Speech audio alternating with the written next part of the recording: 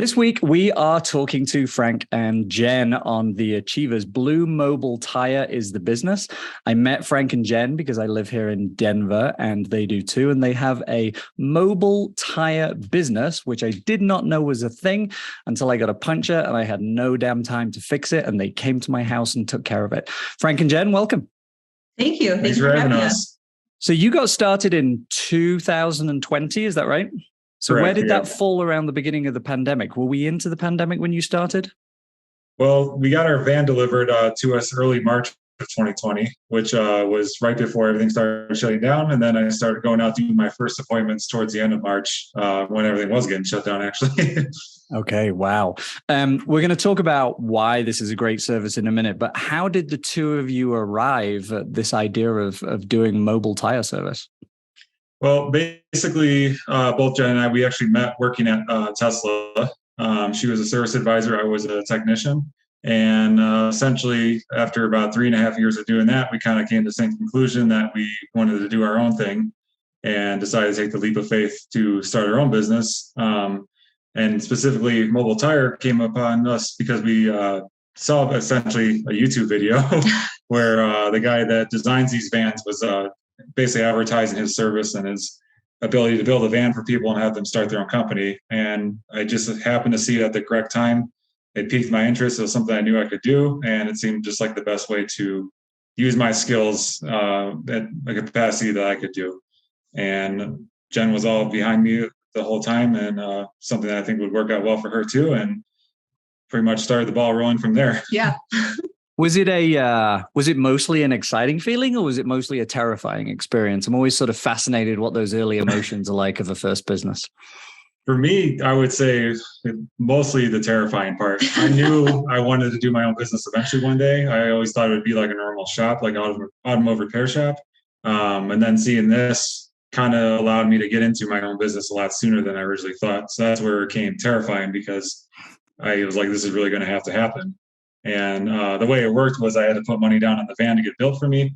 And there was about a 4-month process to get built. So that whole time was me getting ready to start my own business while the van was coming. The money was already gone. It was no matter what, I was getting this van. So that was a terrifying part. But I think the place that we were working for normal companies like Tesla and our prior jobs before that really is what motivated us to like not be too scared to not do it, essentially. Yeah.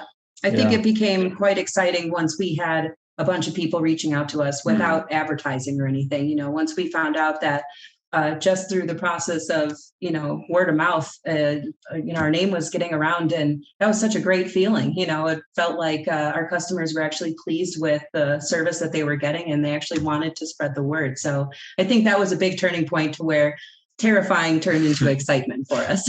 That is the key point, right? I mean, you can invest all the money you want in marketing, but if you can deliver a great product or service, it markets itself by and large. Yeah. And that's what you hit very early on. I find our neighborhood in Denver interesting because, of course, there's big box people that people often rave about online, about their sort of service for tires. And yet you've found this incredible thriving market. Is it a lot of people like me where it's a sort of time convenience and we don't want to go sit and wait in a shop and we're worried about nice cars getting damaged? Absolutely. I'd say people like you and a lot of family folks, a lot of moms that have a bunch of kiddos running around that she can't just, it's not easy to pop everybody in the van and go down to the tire shop and wait for who knows how long, so just the ability to take that off of people's plates is exactly what we were going for. Yeah. And it sounds like you've found a bit of a niche, not exclusively, but certainly a degree of the business in the higher end vehicles, right? Yeah, somehow we just kind of fell into that. I think once word got out that we both worked at Tesla, that spread like wildfire here in Denver. So now it seems like everybody that has a Tesla wants us to work on their vehicles, which is fantastic. But for whatever reason, our name started getting spread around in the Porsche community, in the Mercedes and BMW community, but even more like off-roading vehicles. And for whatever reason, it just kind of geared towards higher end vehicles, which, is fine for us. I think it was like, the power of word of mouth, because it only took a few people to see that we did a really good job. It didn't scratch their wheels. And then once that gets out, it's like wildfire to like the car enthusiast community, because they're spending sometimes, over $2,000 on a set of wheels. And the last thing they need is some minimum wage employee scratching all the paint off of them. And now they got to buy another wheel or get it fixed. So that's just a headache, even if they do get compensated for the damage that was done. So yeah, definitely word of mouth was what really helped us and get us over the edge of that. Yeah. Convenience wasn't necessarily the main name of the game for us. It was convenience, but doing things the right way, so once people found out that, they'll come to us, great, but they'll come to us and not ruin our wheels. Awesome. So I think that was really a game changer for us. You worked on a friend of mine's car, and what sold them on you, I think, for life is that they went to 2 big box places and they were told they would have to buy 4 new tires because they had torn one of their tires. And then they came to you and you apparently explained to them very nicely why that wasn't necessary. And the tread on the other tires was fine. And, you saved them an absolute fortune with that service. So that idea of doing the right thing, I think has got to be a big part of the message. Yeah, we just want to be, we've talked about this before. We kind of want to be perceived as like the friendly neighborhood, trustworthy, people that you can trust with your tires. And, I never want to look at an appointment as, what can we get out of them or anything. That just seems gross to us. It's all about doing the right thing, and then they'll call us back. That's all we want. We just want them to be happy with the service that they get. Yeah, and my prior career before Tesla was at a BMW dealership, and I was in the game of that where you basically have to sell as much as you can, because as a technician, you make only what you make a commission basically off of the hours you turn or jobs that you do. So that's where people get the idea that mechanics like to screw you over because they just want to get more parts, more work out of you to help their paycheck, essentially. It's not always the right thing to do. And that was really kind of disgusting to me when I was going through that. But coincidentally, I didn't make a lot of money when I was doing that because I was just doing what was actually wrong. You didn't want to play that game. Exactly. I didn't want to play the game. I didn't like the politics. So again, starting this business, I knew I would only want to do something if I could find a way to do it to where I could uphold those, I guess, values and morals, which probably is kind of rare in the automotive space. But at least just focusing on tires and doing a van allows me to do that to my customers only, at least. Yeah. I became addicted when I moved to the States from England to NPR's Car Talk with Click and Clack, obviously. Yeah. And I feel like I've learned everything there is to learn about all the various ways that generally this industry loves to screw people over and can screw people over. Am I right? Isn't this one of the lowest trust service industries across the board? I would definitely believe that. Yeah, I would agree. I could definitely see that. Yeah. I think the number I saw was it has, as an industry, a 32% approval rating, which is appalling. I believe that. Yeah.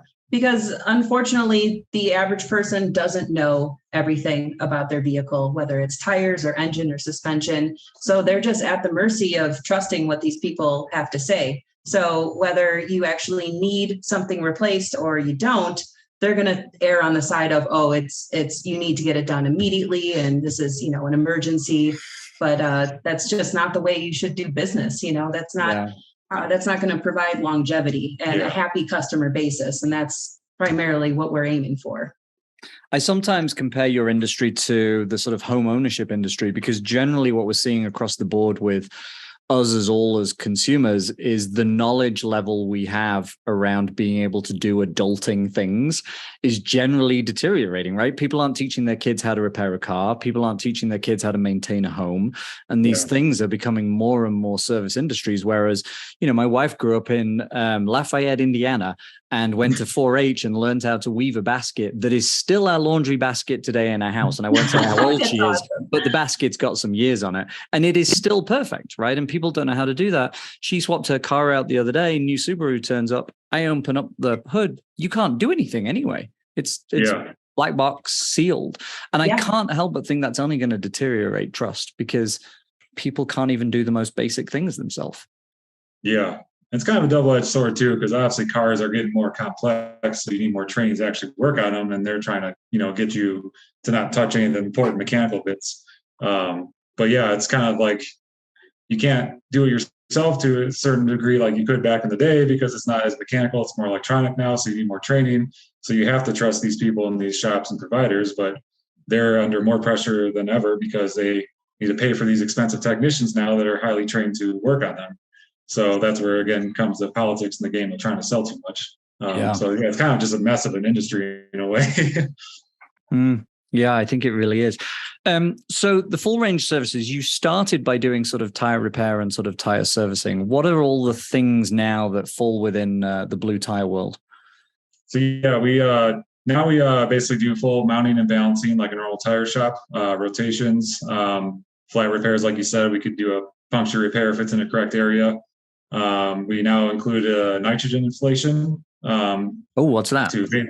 So that's basically, normally you fill up your tires with normal air, compressed air that's around us in the atmosphere.